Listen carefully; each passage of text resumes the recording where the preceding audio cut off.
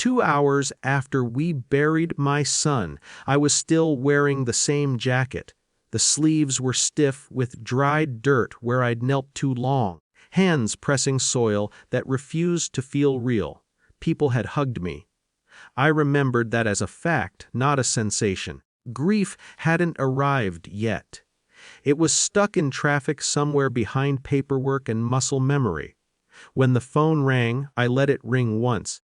Twice, I didn't want another voice telling me what to do next. "This is Ms. Calder, from your son's school," the woman said when I answered. Her tone was steady, almost clinical. "Sir, just found something about your son. I need you to come to my office right now." I almost laughed. Found something. My son were a set of keys misplaced under a couch. I started. "Please," she said, and then lowered her voice. "Don't tell anyone. You might be in danger." That did it. Not fear exactly, but irritation sharp enough to cut through the numbness. Danger felt like an accusation.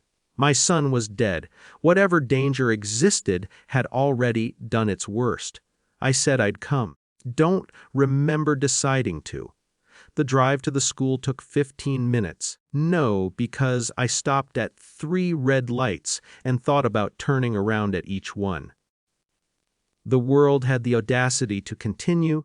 Children crossing streets, a bakery advertising something sweet and unnecessary. I parked crooked, left the engine running too long. Inside, the halls smelled like cleaner and old paper. Lockers reflected my face back at me in narrow strips older than yesterday, thinner. The office door was ajar. Ms. Calder wasn't there. Someone was standing in the doorway to the inner office. He was tall, gray at the temples, wearing a dark suit that didn't belong to the school. He didn't step forward. He didn't need to. "Mr. Hale," he said, "met before. I'm Deputy Superintendent Ross. Please come in." That was when my body stopped cooperating. Not fear, recognition. This wasn't about a missing assignment or a misunderstood boy. Whatever had been found had traveled upward, past teachers and counselors, until it required someone whose job was consequence. Ms. Calder appeared then, hovering near the copier, eyes avoiding mine. She looked smaller than she had on the phone. We sat. No one offered condolences.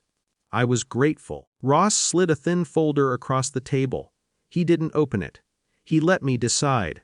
Inside were printouts, emails, dates, pattern I couldn't immediately name but could feel like a bruise when pressed.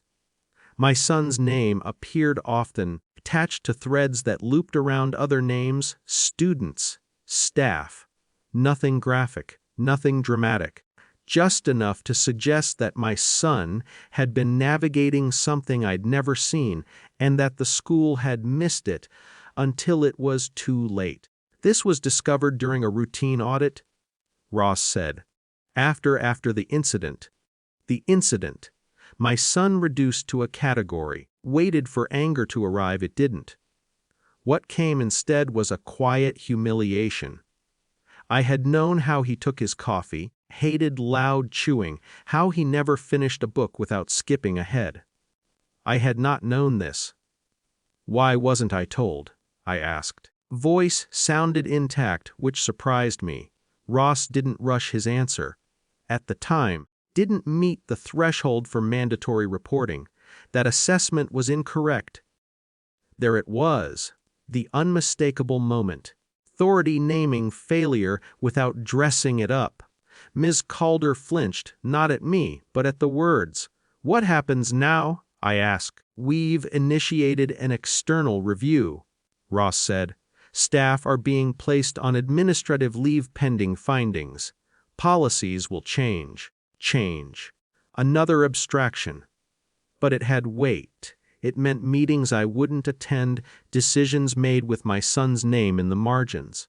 Looked at the emails again. They didn't turn my son into a stranger. They made him more complicated.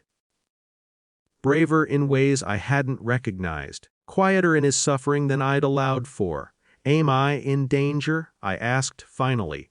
Ross shook his head. No, was an abundance of caution. I glanced at Ms. Calder. She met my eyes, then regret plain and unperformative.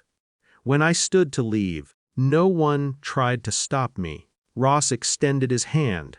I shook it because it seemed like the correct ending to the scene. Outside, air felt different. Not lighter, just sharper, more defined.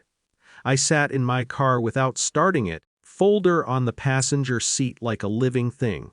I didn't feel victorious. I didn't feel avenged. I felt taken seriously. That was its own quiet kind of dignity. There would be nights when these pages would keep me awake, rearranging my memories until nothing fit cleanly anymore.